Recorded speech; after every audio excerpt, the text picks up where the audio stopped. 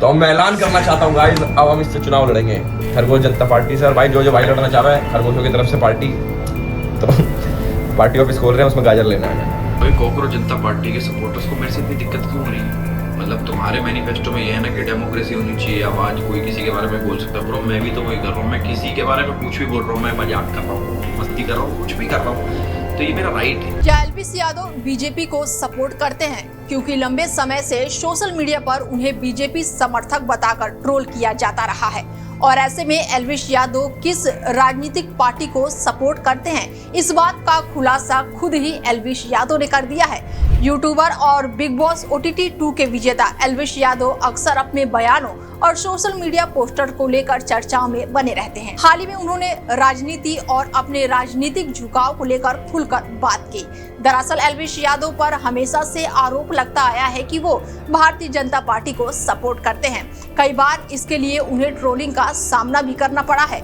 ऐसे में एल्विश यादव ने एक्स पर पोस्ट करते हुए लिखा है कि जो लोग उन्हें किसी खास पार्टी का समर्थक बताते हैं वो तथ्यों को देखें।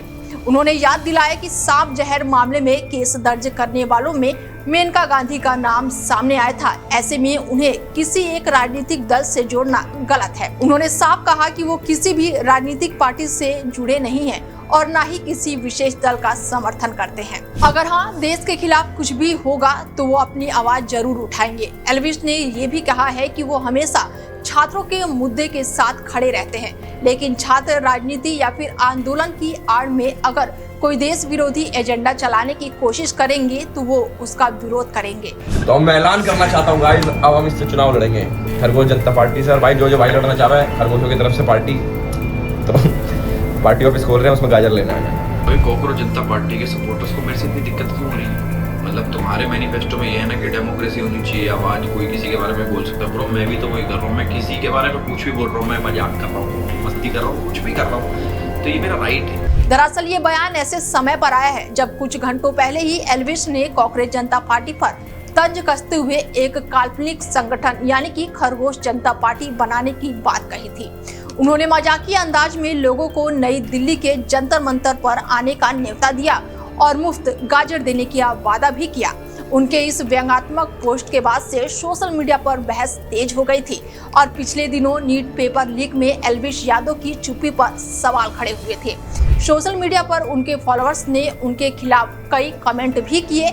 इस पर उन्होंने सफाई दी कि वो पेपर लीक के मुद्दे पहले भी उठाते रहे हैं और इसके खिलाफ उठाते भी रहेंगे। तो मैं ऐलान करना चाहता हूँ गाइस, अब हम इससे चुनाव लड़ेंगे खरगोश जनता पार्टी से। और भाई जो भाई लड़ना चाह रहा है खरगोशों की तरफ से पार्टी, तो पार्टी ऑफिस खोल रहे हैं, उसमें गाजर लेना है। भाई कॉकरोच जनता पार्टी के सपोर्टर्स को मेरे से इतनी दिक्कत क्यों हो रही है?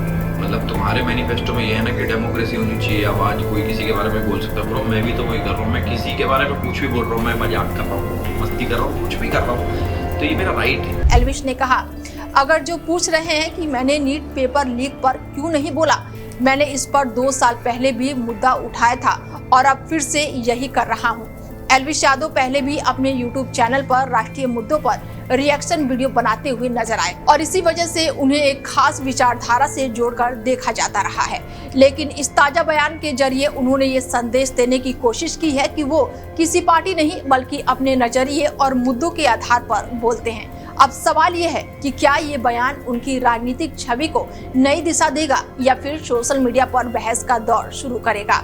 और अब क्या सोशल मीडिया पर किसी को जल्दी से राजनीतिक टैग दे देना सही है या गलत? एल्विश यादव के इस बयान को लेकर आपका क्या कुछ कहना है? आप अपनी राय हमें कमेंट करके जरूर बताएं। फिलहाल इस खास पेशकश में मेरे साथ इतना ही। बने रहिए आप हमारे साथ और देखते रहिए डेली 24 भारत। नमस्कार।